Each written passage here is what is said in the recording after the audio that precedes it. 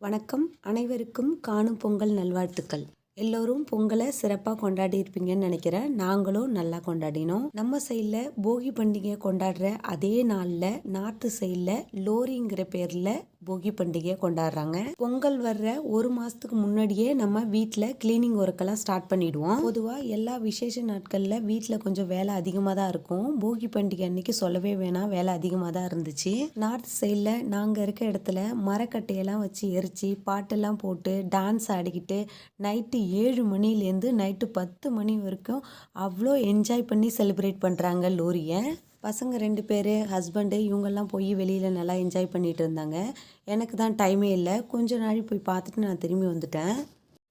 மரக்கட்டையெல்லாம் வச்சு எரித்து வேர்க்கடலை எள்ளுருண்டை இதெல்லாம் வச்சு படைச்சிட்டு எல்லோரும் ஷேர் பண்ணி அங்கேயே சாப்பிட்டுட்டு வின்டர் சீசனுங்கிறதால சுற்றி சேர் போட்டு உட்காந்துட்டு குளிர் காஞ்சிட்டு செலிப்ரேட் பண்ணுறாங்க.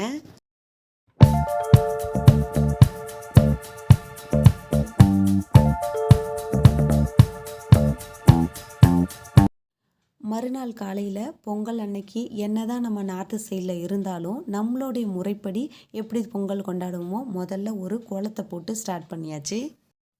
காலையில் பொங்கல் பானை வைக்கிற டைமு 7:30 to 8:30ன்னு சொன்னாங்க. நாங்கள் குளிச்சுட்டு ரெடி ஆகிறதுக்கே டைம் ஆகிடுச்சி. அதுக்கப்புறம் 10:30 to 11:30 அந்த டைமில் வைக்கலான்னு சொன்னாங்க.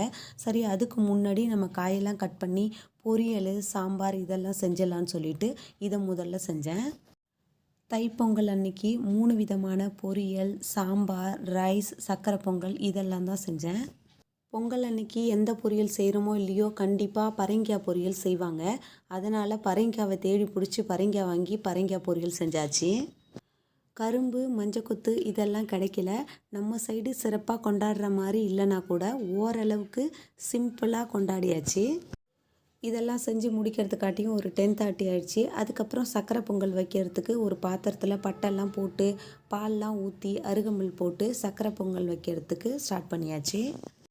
சக்கரை பொங்கலை நல்ல நேரத்தில் வச்சு பொங்கி நல்ல நேரத்துலேயே இறக்கியாச்சு. சக்கரை சாதம், ரைஸு, சாம்பார், 3 விதமான பொரியல் தான் செஞ்சேன். வடை பாயசம் இதெல்லாம் செய்யலான்னு இருந்தேன். இதுவே டைம் ஆயிடுச்சு. கிராமத்தில் எல்லாரும் சேர்ந்து கொண்டாடும் போது ஆளுக்கு ஒரு வேலை செய்வோம், நிறைய ஐட்டமும் செய்வோம். வீட்டில் விளக்கேற்றி சக்கரை பொங்கல்லாம் வச்சுட்டு சூரிய பகவானுக்கு சூரியன் படுற மாதிரி இருக்க இடத்துல இலை போட்டு சக்கரை பொங்கல்லாம் வச்சு பூஜை பண்ணோம்.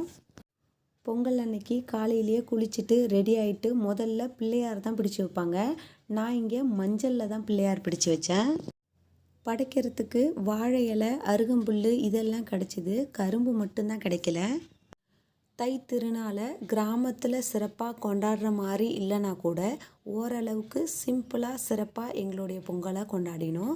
தேங்க்யூ ஃபார் வாட்சிங். நன்றி, வணக்கம்.